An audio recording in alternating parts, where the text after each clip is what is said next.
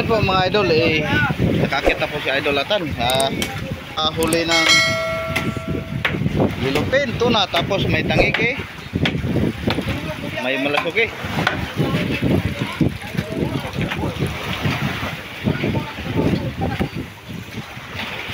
Ayun.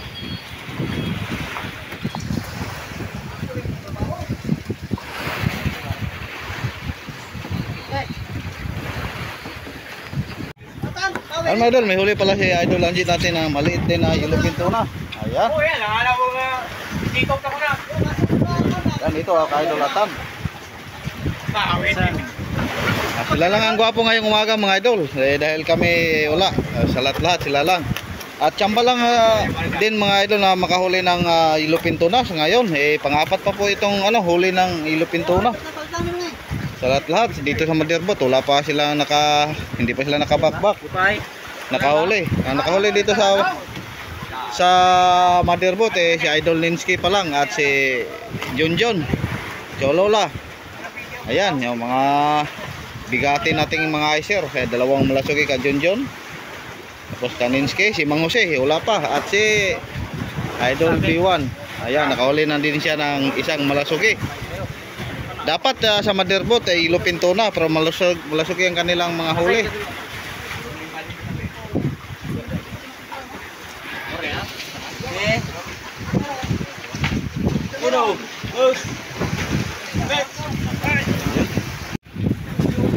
Yan, dito na naman sila naglagay mga idol, dahil yung isang bodega na number yung unang nalagayan puno na. Puro walang halong maliliit, puro malasugi, blue marlin o walang halo. Tapos dito malapit na po mga kalahati, malaki din na walang napasok na maliliit na isda. Dalampiyok natin ito lang sa mga iskis binilagay, 6 na pompa lang.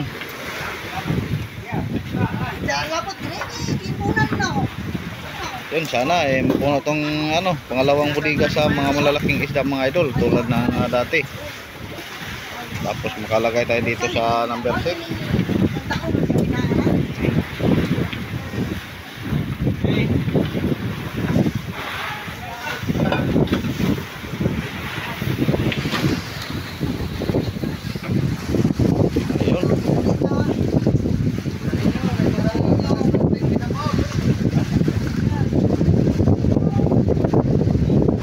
Mga idol, mamaya naman tayo update. Nandito na pong lahat ng service boat. Yan, ang weather pala natin mga idol, medyo hangin-hangin na naman muli. Kahapon ang ganda ng panahon ayun nagsimula na pong humangin Ang oras po natin mga idol, alas 3:58 po ng hapon. Ngayon mga idol, ang weather natin ang pangit. Kakarating lang namin ni Bate dito sa Payaw. Buti na lang nakahuli agad siya ng malasugi o blue marlin. Kaya kami nakapag-desisyon ng uwi na lang mga idol, dahil ayan na naman, may paparating na unos. Delikado, hapon na baka mahirapan pa kami sa pag-uwi dahil malayo po ng Madirbot 8 milyas po. Ayan, ang paligid medyo madilim, parang gabi na. Dalawa lang ang huli kong mga idol, dalawang yellowfin na maliliit. Ayan, karaw-karaw ito. Ayan.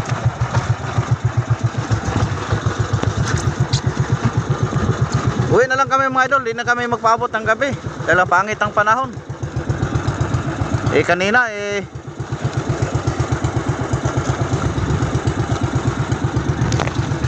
kanina po biglang malaking alon, puti-puti. Buti na lang ngayon medyo kalma-kalma.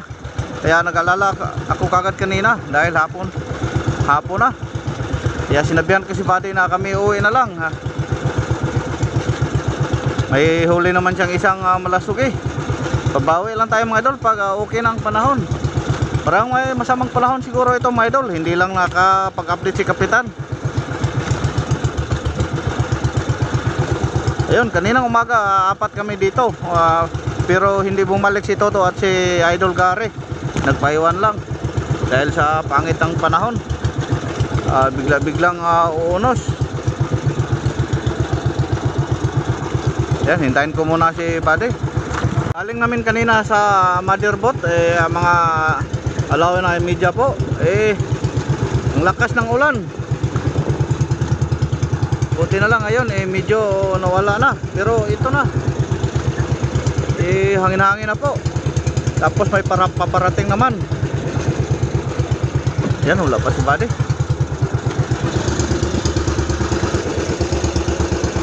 Ayun na pala. Hindi sana siya uwi mga idol, kaya inabihan ko uwi na lang kami dahil sigurado na siya, may karga na. Di bali lang ako wala. Basta safety muna tayo dahil papagabi delikado po. Lalo na magabi pag paakyat sa motherboard, hirap. Ayun.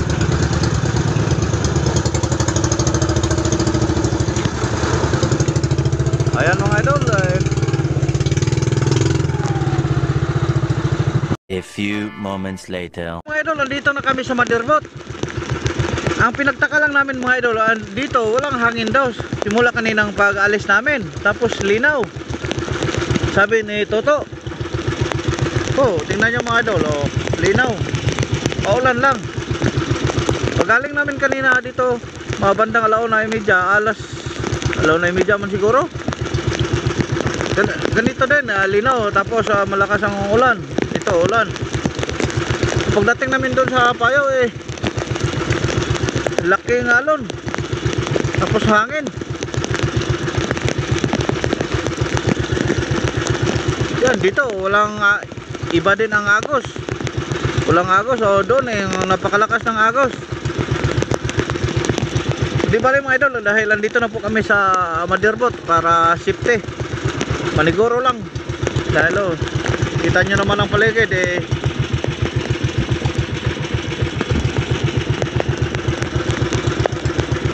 Yan, ito po ang tinatalian ng motherboard mga idol.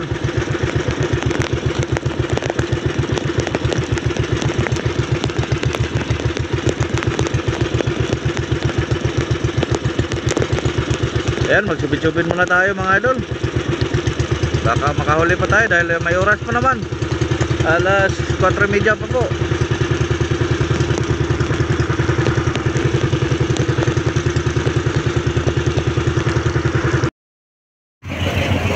Ang oras po natin mga idol, alas 6:44 po ng umaga. Ngayon mga idol ngayong umaga lahat ng mga service boat namin ay walang bumaba dahil kaninang madaling araw po ang lakas ng unos mga idol. Kaya takot kaming bumaba dahil siguro sabi ng lightboat kanina na monitor namin may low pressure daw mula kahapon hanggang ngayon, tapos hanggang bukas pa, pero hindi naman daw maging bagyo mga idol. Yan, buti na lang ngayon mga idol kumalma. Ayan, iniwan namin yung Payaw na aming tinalayan dahil lilipat naman si kapitan ng ibang Payaw. Dahil pupunta dito po ang lightboat. Ayan, sa lubong namin. Siya na naman ang tatali dito sa Payaw na aming iniwan. Doon naman kami sa gitna mga idol. Doon kami mga posting na naman.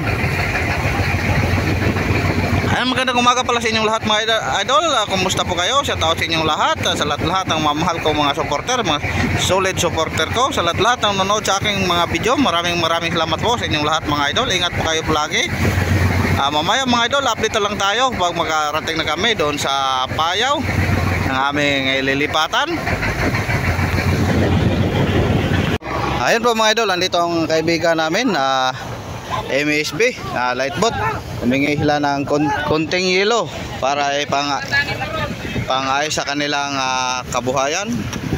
Ayan, shout out sa MSB Fishing lightboat.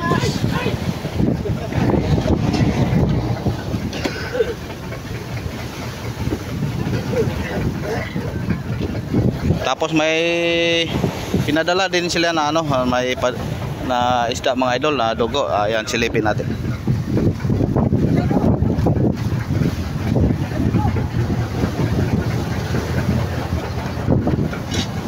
Ayan, dugo. Yan ang tinatawag na dugo, mga idol. Parang Blue Marlin. Pero gabi siya kumain.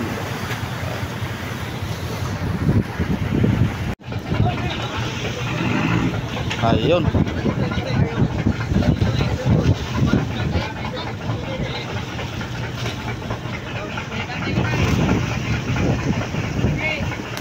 Ayos, Agar. Ayun. Ayun. Thank you.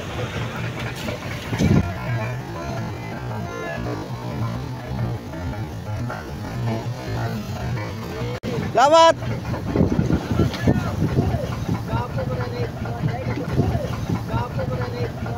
Ayan,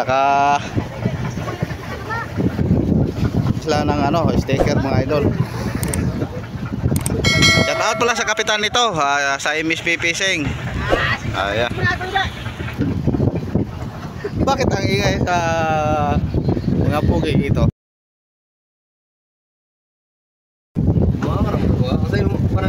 Pugi talaga si Idol Junjun, no? Parang nasa Viva Max yung tato mo, ah.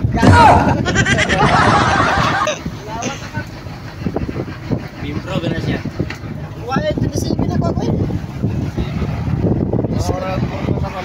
Oh, ang galing, riders talaga. Yan sila naman tumali sa payaw naming naiwan, mga idol, iniwanan.